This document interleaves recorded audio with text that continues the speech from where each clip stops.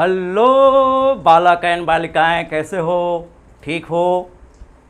तो आइए, optical isomerism का आज लास्ट क्लास, जो आप लोग का आइसोमेरिज्म हम आज समापन कर रहे हैं। ठीक है, तो प्रीवियस वीडियो में हम चर्चा कर चुके थे कि कौन सा कंपाउंड ऑप्टिकली एक्टिव होगा। कौन सा था? डाइसिमेट्रिक, और एक था आपका कायरलिटी। क्लियर है? आज हम चर्चा करते हैं मेसो कंपाउंड, एनांसियोमर्स, डाइसोमर्स क्या है, या रेसमिक मिक्सचर। आइए पहला हम चर्चा करते हैं एनांसियोमर्स क्या है। ठीक है तो ऑप्टिकल आइसोमर। वैसा स्क्रीन पर लिखाते चला जाएगा इसका डिफिनीशन।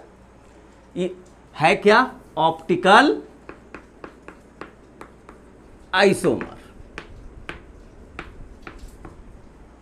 वैसा ऑप्टिकल आइसोमर है जिसका मिरर इमेज हो। वैसा ऑप्टिकल आइसोमर जो एक दूसरे को क्या हो? मिरर इमेज हो। बस दो ही पॉइंट याद रखिएगा, मिरर इमेज हो। वैसा ऑप्टिकल आइसोमर जो एक दूसरे को क्या हो? मिरर इमेज हो। ठीक है, ध्यान दीजिएगा। जैसे यदि आपके पास आर कॉन्फ़िगरेशन है ऑप्टिकल आइसोमर का, अब यदि उसका दूसरा ऑप्टिकल आइसोमर हमको मिलता है एस कॉन्फ़िगरेशन का, तो ये दोनों जो कंपाउंड हो जाएंगे वो क्या हो जाएंगे? ऑप्टिकल। ये जो ऑप्टिकल आइसोमर ये दोनों कहलाएंगे, एक कहलाएंगे एनांसियोमर। यानी जिसमें आर कॉन्फ़िगरेशन है तो हमारा वैसा ऑप्टिकल आइसोमर एनांसियोमर कहलाएगा, जो फिर किस फॉर्म में हो? एस फॉर्म में हो। अब यदि एस फॉर्म में है तो वो फिर किस में कहलाएगा? आर कहलाएगा। क्लियर है? यदि मान लो कि हो सकता है दो स्टेरियोजेनिक सेंटर हो, दो स्टेरियोजेनिक, एक में आर हो एक में एस हो, तो इसका मिरर इमेज जो बनना चाहिए है ना, मिरर इमेज जो बनना चाहिए, यहां एस यहां आर। या हो सकता है आपका कि एस और आर आपका स्टेरियोजेनिक सेंटर फॉर्म में है, तो इसका जो मिरर इमेज जो बन जाएगा वो एस है तो आर, आर है तो एस। क्लियर है? और यदि आर है, एस बन रहा है, एस है, अब एस ही बन जाए। ध्यान देना, यदि आर फॉर्म में ऑप्टिकल आइसोमर है, एक ऐसा ऑप्टिकल आइसोमर जो उसका रूप क्या है?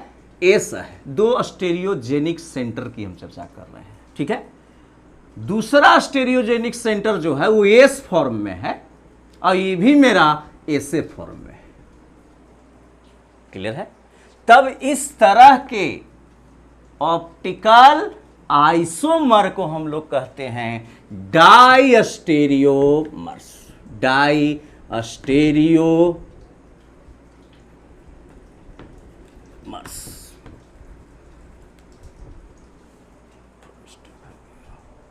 डाइस्टेरियोमर्स,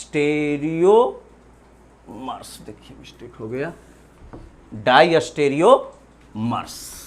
क्लियर है ना? यानी कि डाइस्टेरियोमर्स भी है क्या चीज? ऑप्टिकल आइसोमर, मगर वैसा ऑप्टिकल आइसोमर है जिसका no mirror image, mirror image नहीं होता है। यानी कि दो ऑप्टिकल आइसोमर हैं, वो दोनों को हम एनांसियोमर्स कब कहेंगे? तो जब एक दूसरे का क्या हो? मिरर इमेज हो। तो वहाँ तो भाई दर्पण रख के नहीं ना जांच कीजिएगा। उसके लिए तरीका क्या है? देखिए कि यदि यह आर कॉन्फ़िगरेशन में है तो एस वाला जो कॉन्फ़िगरेशन होगा वो हो जाएगा आपका क्या चीज़? एनांसियोमर्स।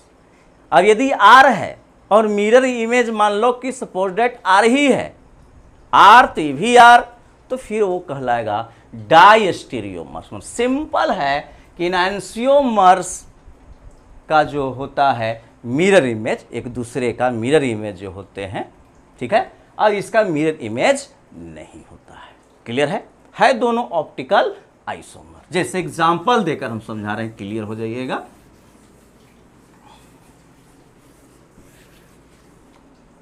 देखिए, जैसे यहां दिया हुआ है COOH, इधर है OH, इधर है H और इधर है मेरा CH3। तो आइए इसका कॉन्फ़िगरेशन पहले जांच कर लिया जाए, ठीक है। तो ऑक्सीजन को हम फर्स्ट स्थान देंगे परमाणु संख्या के आधार पर, एटॉमिक नंबर के आधार पर, उसके बाद सेकंड, उसके बाद इसको थर्ड। क्लियर है। हाइड्रोजन को कोई नंबर दीजिए या न दीजिए, उससे कोई टेंशन नहीं। 1 2 3 1 2 3 1 2 3 कैसे घूम रहा है? एंटी क्लॉकवाइज में। तो नियम यही बताए थे, CIP रूल था कि यदि लोएस्ट एटॉमिक नंबर वाला एटम वर्टिकल में है तो एंटी क्लॉकवाइज है तो एंटी क्लॉकवाइज ही होगा। मगर हॉरिजॉन्टल पर आ गया, क्या बोलो? लोएस्ट एटॉमिक नंबर वाला एटम है ना, हॉरिजॉन्टल पर आ गया तो सीधे उल्टा बोल देना। आर आ रहा है तो एस, देखिए क्या आ रहा है? एस, तो एस नहीं होगा, क्या होगा? आर होगा। ठीक है। इसी को देखिए दूसरा, अगर इस तरह का हो और यहां CH3 नंबरिंग किया जाए, 1, उल्टा हो गया, 1 2 3 1 2 3 कैसा घूम रहा है? एंटी क्लॉकवाइज, क्लॉकवाइज घूम रहा है। ठीक है, क्लॉकवाइज घूम रहा है। होना क्या चाहिए?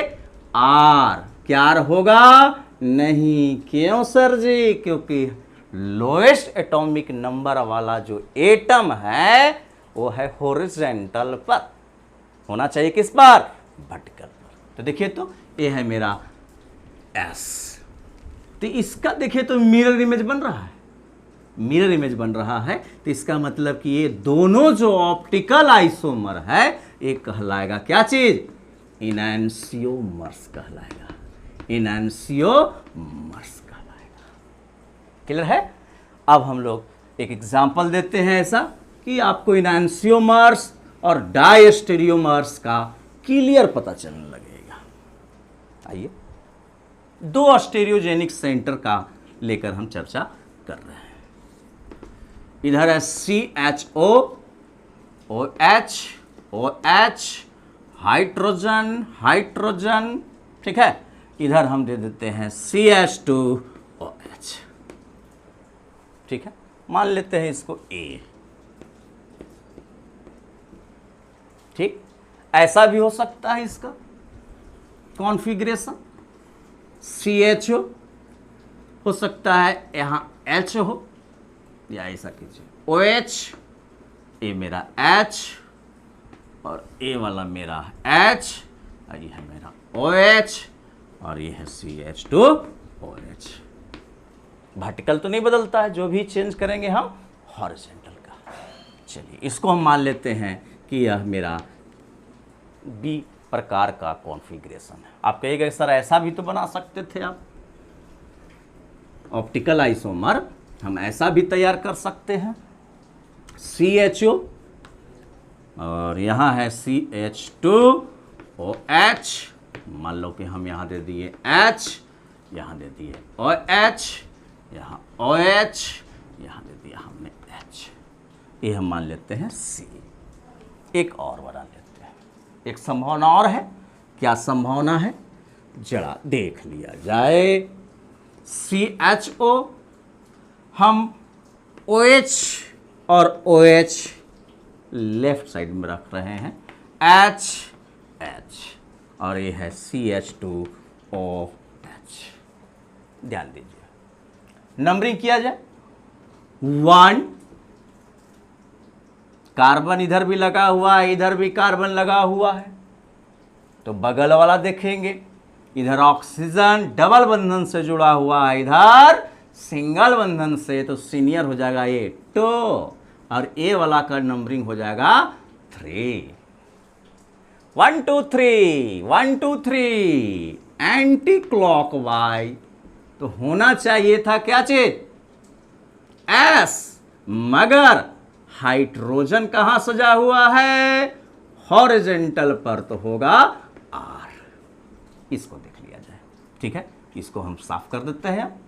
1, इससे देखिए तो यहां भी कार्बन जुड़ा हुआ है और यहां भी कार्बन जुड़ा हुआ है, ये भी तो स्टेरियोजेनिक सेंटर है, थोड़ा सा बोल्ड कर देते हैं, ये भी स्टेरियोजेनिक सेंटर।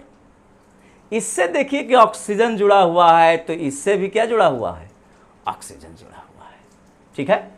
ये इससे देखिए तो कार्बन जुड़ा हुआ है, तो नेसेसरी है कि हम जो चर्चा कर रहे हैं इस स्टेरियोजेनिक सेंटर का ना, इसका देखिए, एक कार्बन अब एक कार्बन, ठीक। तो बगल वाला देखा जाए तो बगल वाला इसका हाइड्रोजन है, ठीक है, तो इसके बगल में भी देखिए हाइड्रोजन है, फिर क्या है? ऑक्सीजन, फिर है आपका ऑक्सीजन, यहां भी ऑक्सीजन, ठीक है।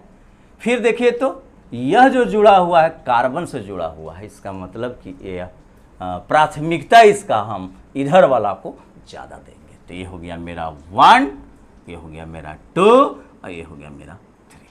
1 2 3 1 2 3, क्या मिलना चाहिए? एस, मगर नहीं होगा, होगा आर। आ जाइए इस पर।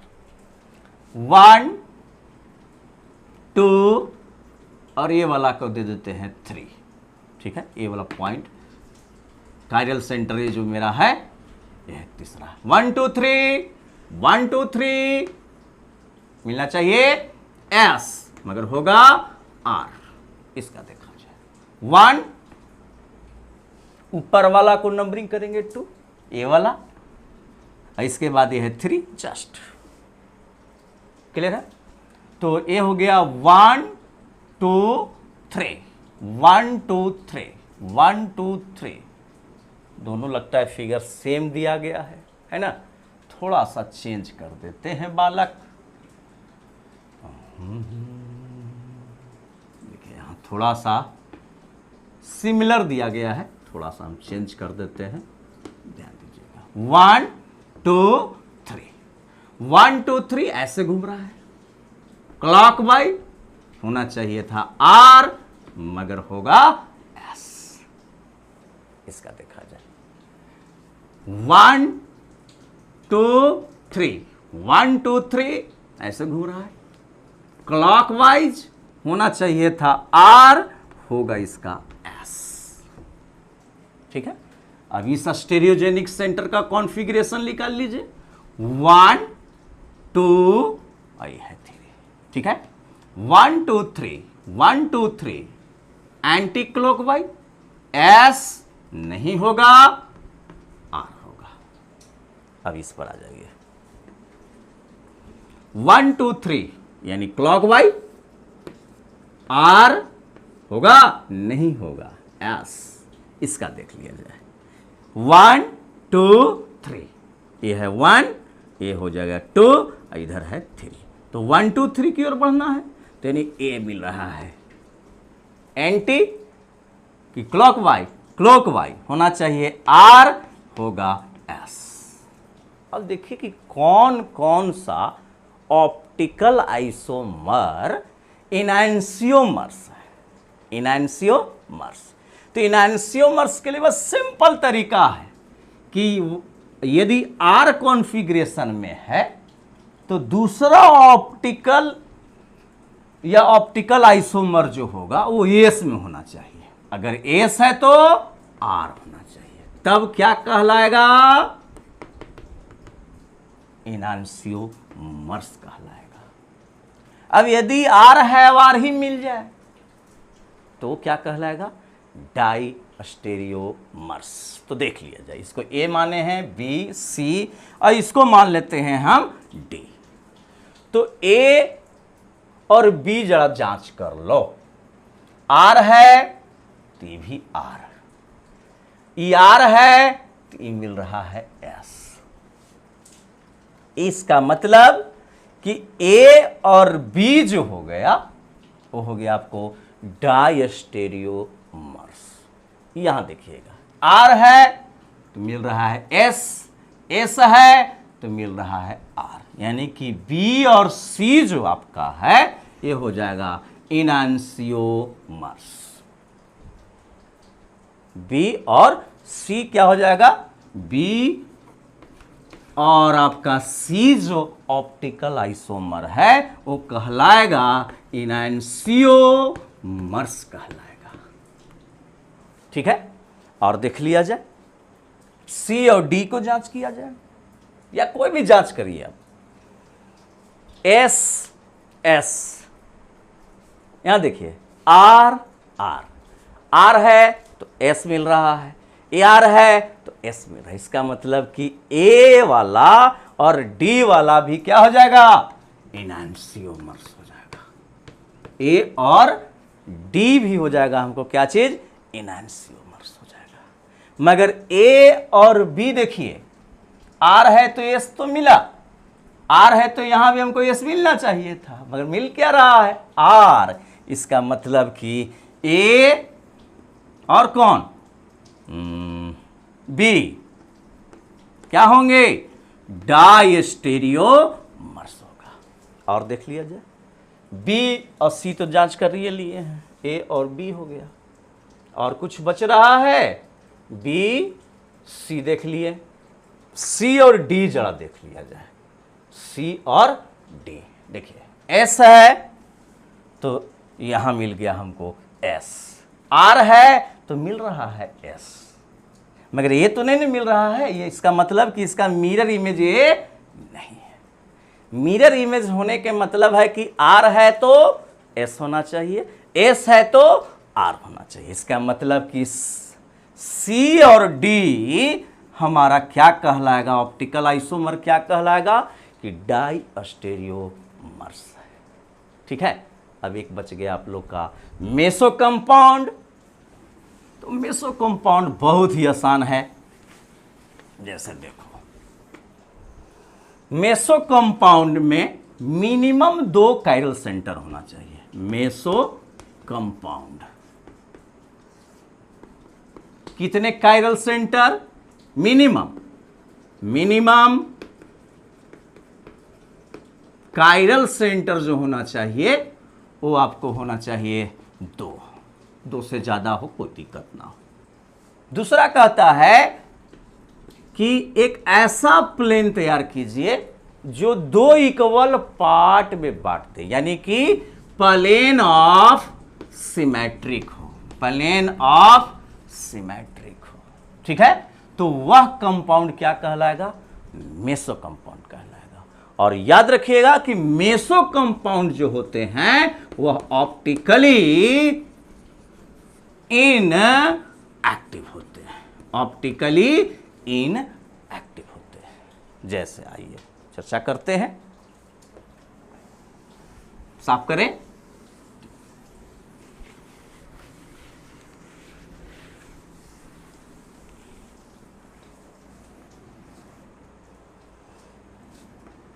जैसे देख लो, यह है मेरा CH3, यहां भी है CH3, इधर है मेरा OH, इधर H OH।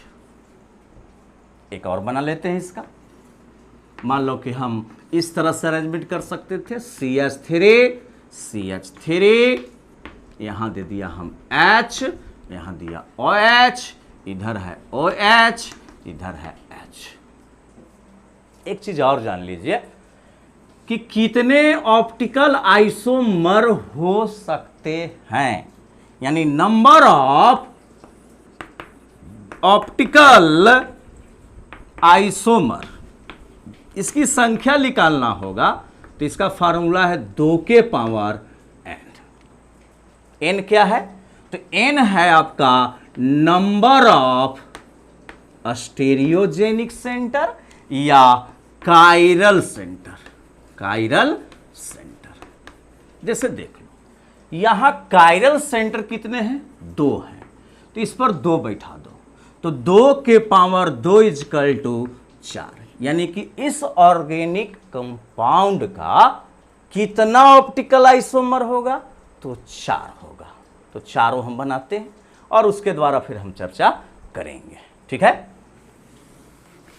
याद रखिएगा 2 के पावर n क्या है? Number of chiral centre. चलिए एक और फिगर बनाते हैं। HOH CH3, इधर है OH, इधर है मेरा HCH3, 3 हो गए। चौथा बनाते हैं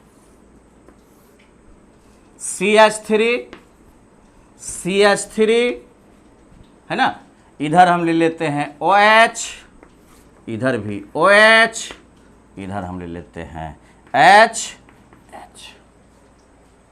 4 गो हमने बनाया कि इस तरह का फिगर बन सकती है। जरा समझिएगा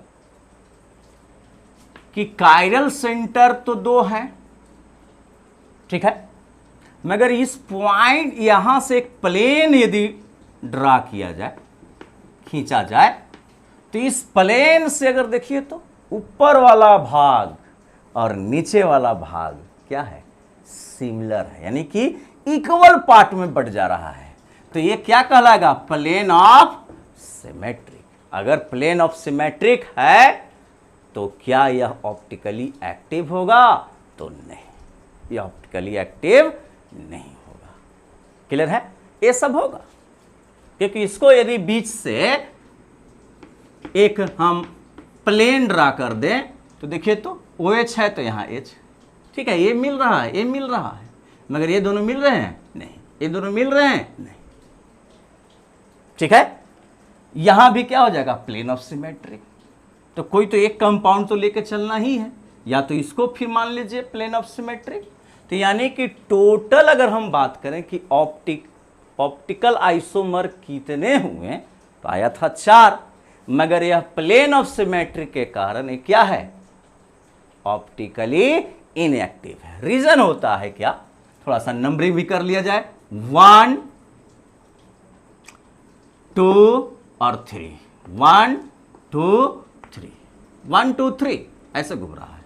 1 2 3 एंटी क्लॉकवाइज, क्लॉकवाइज में हमको मिलना चाहिए था R, मगर होगा S। यहां देखिए 1, अब ऊपर वाला हो जाएगा 2 और ये हो गया 3। 1 2 3 एंटी क्लॉकवाइज में घूम रहा है, एंटी क्लॉकवाइज में घूम रहा है S, मगर मिलेगा R। देखिए तो S का यहां क्या मिल रहा है? R मिल रहा है। तो यदि इससे प्लेन पोलराइज लाइट को यदि प्रवेश कराया जाए तो ये जितना डिग्री लेफ्ट की ओर घुमावेगा उतना ही यह राइट की ओर घुमा देता है। तो जो प्लेन पोलराइज लाइट PPL जो था वो सीधे बिना डेविएट किए हुए R पर कर जाएगा। ठीक है, यही है आपका मेसो कंपाउंड। मेसो कंपाउंड याद रखिएगा ऑप्टिकली इनएक्टिव होता है। तो आप लोग का इस तरह से आइसोमेरिज्म जो हुआ वो समाप्त होता है। और नेक्स्ट वीडियो को देखने के लिए जो हम GOC स्टार्ट करेंगे, जनरल ऑर्गेनिक केमिस्ट्री, बहुत ही इंपॉर्टेंट है। ठीक है, तो इस लेक्चर को देखने के लिए वही लाइक, कमेंट और शेयर करना नहीं भूलिएगा। धन्यवाद।